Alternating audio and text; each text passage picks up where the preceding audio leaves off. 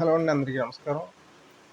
నిన్న Rajahmundry urban TDP MLA Adireddy Vasu గారు ఒక ప్రెస్ మీట్లో జగన్మోహన్ రెడ్డి గారు జైల్లోనే ఉంటే బాగుండు అని చెప్పేసి చెప్పడం జరిగింది.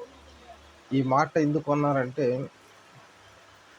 కూటమి ప్రభుత్వం చంద్రబాబు నాయుడు గారు జగన్మోహన్ రెడ్డి గారు హయాంలో తీసుకొచ్చిన ఈ మెడికల్ కాలేజెస్ని పీపీపీ పద్ధతి ద్వారా ప్రైవేట్ పరం చేయడానికి చూస్తున్న వేళ జగన్మోహన్ రెడ్డి గారు టెండర్లు పిలవండి, ఎలా పిలుస్తారో నేను చూస్తాను, ఒకవేళ టెండర్లు వచ్చిన రేపు మా గవర్నమెంట్ వచ్చిన తర్వాత టెండర్లు రద్దు చేస్తాము అని చెప్పడం పాపం వాసు గారికి నచ్చలేటం. అందుకే ఆయన జగన్ జైల్లో ఉంటేనే బాగుండు అని చెప్పి చెప్పడం జరిగింది.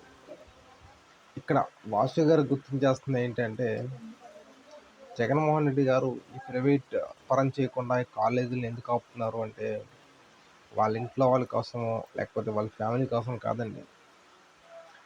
పేదవాడు, ఆంధ్రప్రదేశ్లో ఉన్న పేదవాడు కూడా ఎంబీబీఎస్ చేయాలి అనే ఉద్దేశంతో మీరు చెప్పిన ప్రకారంగా కాలేజెస్ని ప్రైవేట్ పరం చేస్తే పేదవాడికి సీట్లు దొరుకుతాయి అని చెప్పేసి మీరు ఏమైనా చెప్పగలుగుతారా? ప్రైవేట్గా వచ్చిన వ్యక్తి పేదవాళ్ళకి సీట్లు ఇస్తాడా? సో ఒక పేదవాడు ఎంబీబీఎస్ చదవాలి అనే ఉద్దేశంతో మాత్రమే జగన్మోహన్ రెడ్డి గారు ఈ ఫైట్ చేస్తున్నారు. Thank you.